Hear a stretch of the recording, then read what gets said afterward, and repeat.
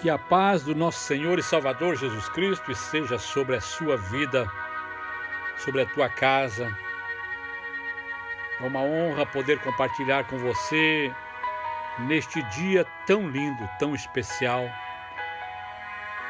nesta fase que parece tão difícil, mas é momento de reflexão e de alegria. Nós encontramos um livro segundo livro de Reis, no capítulo 6, a partir do versículo 24, uma passagem que diz assim: sucedeu depois disto, que Ben-Hadad, rei da Síria, ajuntou todo o seu exército, e subiu e cercou a Samaria.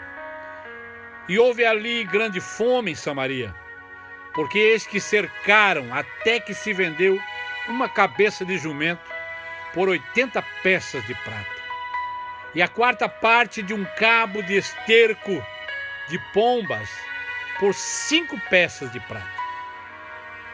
E sucedeu que, passando o rei pelo muro, uma mulher lhe bradou, dizendo: acode-me, ó rei Senhor. Eu quero ficar nesses 3 versos para falar para você um pouquinho do que sucede esse texto e para os dias atuais. O personagem principal desse texto aqui é Eliseu. Eliseu é aquele homem de Deus, o sucessor de Elias. A região onde Eliseu exerce o seu ministério é Samaria, Israel. A essa altura o reino se dividira em 2 reinos. O reino do norte, cuja capital era Samaria, e o reino do sul, Judá, cuja capital era Jerusalém. Quando Salomão morreu e o seu filho Roboão assumiu o trono em seu lugar, houve ali uma ruptura. As 10 tribos do norte formaram um bloco e as outras 2 tribos do sul formaram outro bloco. E Roboão ficou reinando no sul, em Judá. E Roboão passou a reinar no norte, em Samaria. Lá em Samaria, Jeroboão criou um outro santuário, um outro altar. E aí adotou um padrão diferente de adorar a Deus, a seu modo, a seu ver. Mas no texto que lemos, o rei de Israel já não era mais Jeroboão. Agora era o rei Jorão, aquele homem impiedoso, aquele homem cruel. Era filho de Jezabel, filho de Acabe. E por aí nós podemos imaginar, tiramos as conclusões, o caos que este rei criou devido à sua linhagem, da onde ele vem. É o que reinava esse tempo. Agora a Bíblia nos mostra no capítulo 3 em diante, até o versículo 6, que Deus usa Eliseu para livrar a Israel das mãos do povo da Síria, do governo de Jorão. Deus livrou o povo de Israel das emboscadas da Síria. A Bíblia relata que tudo que o rei pensava na tenda, o Senhor já mostrava para Eliseu. Em casa, ele avisava o rei. E Israel marchava por outro caminho, porque Deus sempre avisava o homem de Deus, Eliseu. Então o rei da Síria ficou indignado, reuniu seus comandantes e perguntou para os chefes e disse: alguém está me traindo? Então alguém chegou e disse para o rei: não, rei, tudo que o rei pensa no seu quarto, tem um homem de Deus lá em Israel chamado Eliseu, que sabe de todos os seus planos. Então ele avisa o rei de Israel. Aí o rei ficou mais indignado com Eliseu e mandou cercar Samaria, onde Eliseu morava, que era Dotã. E aquele episódio onde o menino vai pegar gravetos e vê os soldados cercando a cidade. Ele fica apavorado, sai correndo e conta para Eliseu. É onde Eliseu ora a Deus e diz: abre, ó Deus. Na segunda oração, que Deus ferisse a todo o exército da Síria da cegueira. Aí Eliseu se aproxima de um exército de cegos e diz para eles: vinde, que vou mostrar o caminho para vocês.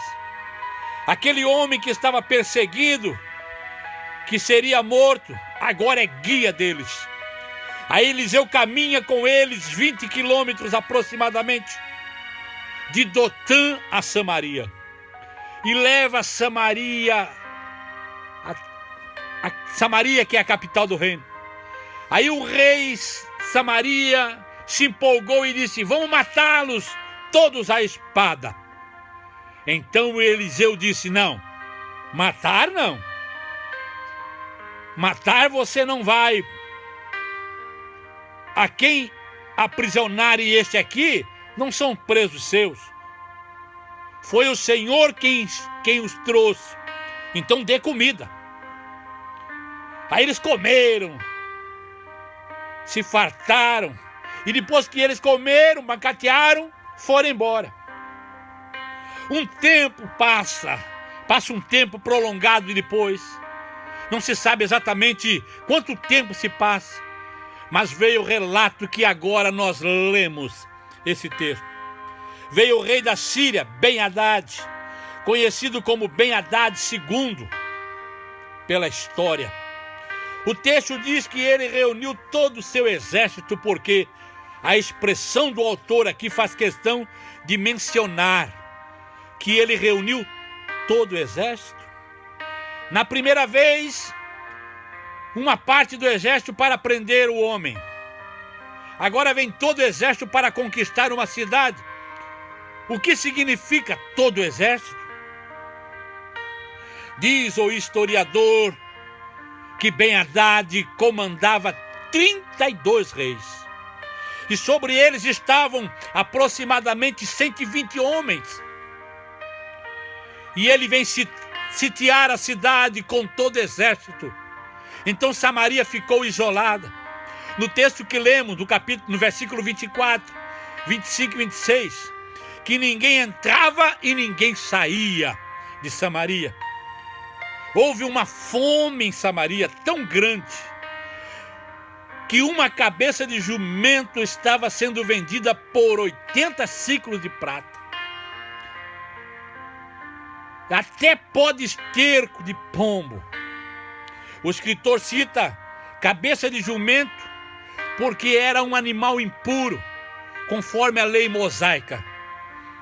Ele não poderia ser comido, mas tamanha era a fome daquele povo, que eles chegaram a este ponto. Os velhos morriam, eles comiam carnes humanas, matavam crianças para comerem. A crise era sem tamanho, e na cabeça do rei Jorão, o culpado era Eliseu. Se nós olharmos para o texto, podemos tirar algumas semelhanças do que estamos vivendo hoje. Nós podemos observar que primeiro quero aqui destacar o capítulo 6, do versículo 18 a 23, quando Eliseu poupou a vida dos inimigos de Israel, os sírios. Eliseu os guia até a capital Samaria e o rei Jorão quer matar, afinal de contas, eles estão cegos. Não podem se defender. Então Eliseu não permitiu que os soldados da Síria fossem mortos. Se Eliseu tivesse permitido matar os soldados naquela vez, ele não teria voltado agora para nos sitiar novamente. Só que nós temos que entender que nosso Deus trabalha diferente dos homens. O nosso Deus trabalha diferente dos reis. O nosso Deus trabalha diferente dos governantes. O nosso Deus trabalha diferente dos homens. O plano de Deus é diferente. Deus trabalha de uma forma diferenciada, meu amado irmão. Deus pode dar o alimento. Deus pede para dar o alimento, para reconhecer o princípio de honra. Mas o que é isso, irmãos? Isso releva a abundância. Faz nós entender que Deus, Ele tem abundância a toda hora, a todo momento, independente da situação em que estamos vivendo. Voltando ao texto, havia fome em Samaria. Eliseu dá comida para o inimigo. E é uma maneira de dizer, nós estamos fortes e não fracos, como vocês pensam. Eliseu está fazendo aqui uma manifestação de poder nas fraquezas. Ele está demonstrando que na hora da fraqueza nós temos poder, porque aquele que tudo pode está em nós. Aí nós podemos citar com a nossa boca aberta e dizer, tudo posso naquele que me fortalece. A primeira lição que aprendemos neste tempo é hora de parar de lamúria. É hora de parar de profetizarmos o caos. É hora de parar de falar de tragédias. É hora de se mostrar fortes para atravessar estes dias cinzentos que estamos vivendo. Aqui eu levo uma palavra aos líderes fracos, aos líderes que se deixam levar pelo tempo, que se deixam levar pela imprensa, que se deixam levar pelas más línguas. Você é profeta de Deus, líder. Pastor, você é profeta de Deus. Apóstolo, você é profeta de Deus. Homem e mulher de Deus, você é profeta de Deus. Você é Eliseu na terra. Então leve a palavra de Deus com eficácia, profetizando vitória, profetizando bênçãos, profetizando o livramento nesse tempo de crise. A segunda coisa que quero destacar aqui, a Bíblia diz que Ben-Hadad juntou todo o seu exército e sitiou a Síria. Olha só, todas as cidades antigas eram muradas e tinham 2 portas, no máximo 2 portas. A única que tinha 12 portas naqueles dias era Jerusalém. Era um caso à parte, e cada porta tem um simbolismo. Quem estudou sabe do que eu estou falando. Em caso de ameaças, todos os súditos do reino eram chamados para dentro da cidade. E eles viravam fortaleza, viravam refúgio, viravam proteção dentro destes muros e desses portões fechados. O comércio da cidade acontecia na entrada, do lado de fora dos muros. Aí quando Ben-Hadad sitiou Samaria, com 120 mil homens aproximadamente. Olha só, queridos. Cercando aquela cidade, ele comprometeu toda a comercialização, toda a logística da cidade. Toda a situação ficou num caos, levando a um caos social e levando à morte de a maioria do povo de Samaria, de fome. Muita gente morreu. A ideia do rei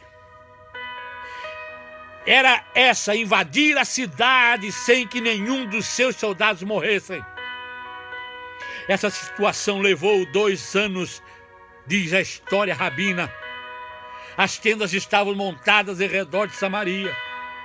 Deixa eu chamar a sua atenção aqui para refletir um pouco nesta passagem e levarmos para os dias de hoje para uma reflexão espiritual.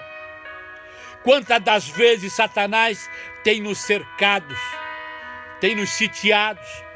Quantas pessoas vêm desesperadas agora por causa desta crise, por causa deste vírus? Quantas pessoas já perderam as forças? Mas deixa eu te lembrar que acima das muralhas Existe um Deus que caminha sobre as nuvens e que faz das montanhas o tablado dos seus pés. Ele reina e ouve o clamor daquele que clama. Deus é Deus soberano. Não esqueça disso. Toda crise tem um objetivo. Deus está com suas mãos estendidas sobre nós. Deus está com seus olhos voltados para nós, para aquele que o ama. E voltando ao texto, eu quero dizer que Samaria estava sitiada e a fome é grande. 120 mil homens cercaram a cidade. E deixa eu te falar o terceiro destaque desse texto. No capítulo 6, versículo 25, a Bíblia diz que a fome se agrava em Samaria. A cabeça do jumento vale 80 ciclos de prata. Se nós calcularmos hoje, mais de R$200. Cabeça de jumento em tempo de fartura era enterrada, porque ninguém queria esterco de pombo. Torravam e faziam farinha, isto na mesa dos ricos.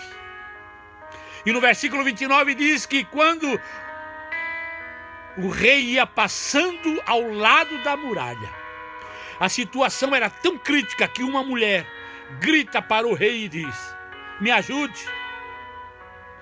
Eu fiz um pacto com minha vizinha para que ontem nós comêssemos o filho dela. E aconteceu isso. Comemos, matamos a nossa fome.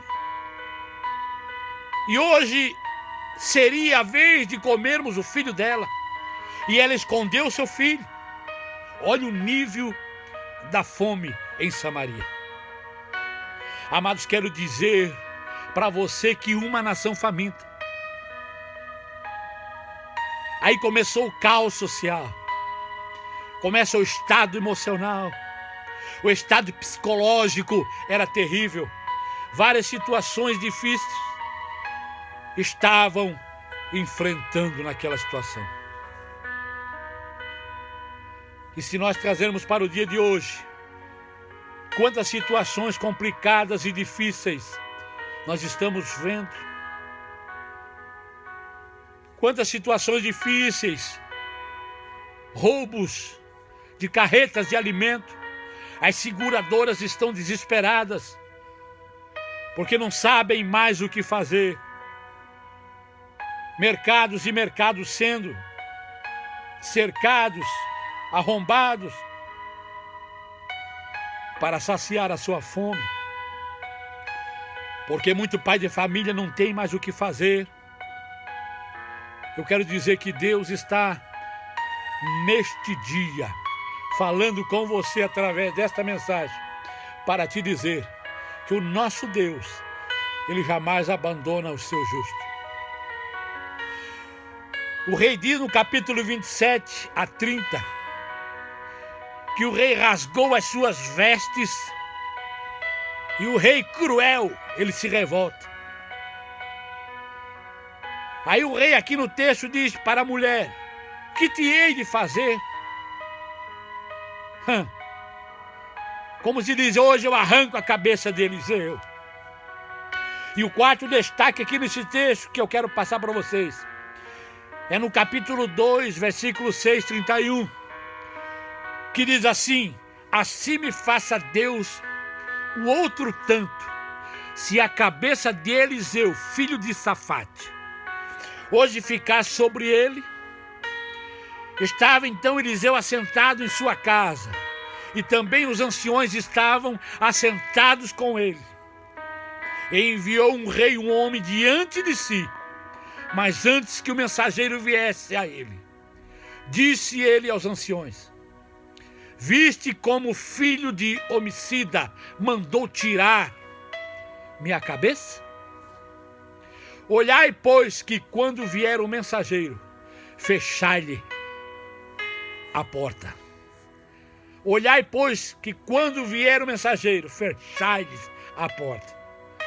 Empurrai-o para fora com a porta, porventura não vem após ele o ruído dos pés do seu senhor, que era o rei? Então Deus dá uma ordem a Eliseu junto com seus anciões. E chega um mensageiro e Eliseu diz: não deixa entrar. Aí, amados, que eu vejo, o homem carnal não entende essa situação. Mas nós que somos servos de Deus, chamados por Deus para profetizar nesse tempo, e reconhecemos a palavra de Deus, sabemos que tudo isto é providência divina. Qual será, pastor, a minha atitude neste tempo? Você é um Eliseu nesse tempo, ou um rei com ódio? Qual que você é? Você é um profeta, Eliseu, ou um rei com ódio? Profetiza coisas boas. Às vezes eu vejo homens que se dizem homens de Deus, guerreando, criticando, usando o Facebook, usando o YouTube, usando outros sites de relacionamento para criticar, para acusar, para falar mal. Não, você foi chamado para profetizar. Profetize coisas boas. Amados, deixa eu te falar mais uma coisa, que no capítulo 7, versículo 1, olha o que o rei Jorão diz: o que posso esperar de Deus neste caos? O rei não espera nada, ele não tem nada, é cruel, ódio no coração, como muitos homens nos dias de hoje, que enquanto não vê você caído, não sossega. Enquanto não denegrir a tua imagem, não sossega. Mas o profeta Eliseu diz assim: ó Senhor, amanhã, quase estas horas, haverá tanta abundância em Samaria, que a mercadoria vai diminuir o preço. 2 medidas de farinha por um ciclo. A terra vai reproduzir. Haverá abundância. Depois dessa crise, Deus vai mandar mais e mais e mais. Profetizou o profeta Elias. Tudo que falam em devassidão, desgraça, fome, guerra, é o que o inimigo gosta. Agora, quem são os nossos inimigos? Os filhos dos demônios, a mídia, a imprensa, os homens que não têm Deus, todos aqueles que estão voltados para o mal, querendo ver a queda do Brasil, a queda do mundo, a queda do universo.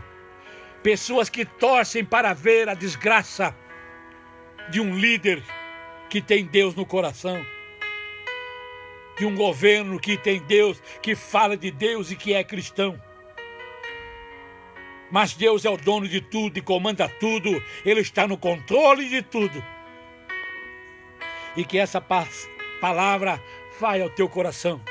E que você possa ser um Eliseu e possa profetizar na vida daqueles que precisam neste momento de uma palavra de conforto, numa palavra de ânimo, numa palavra de alegria, numa palavra de amor.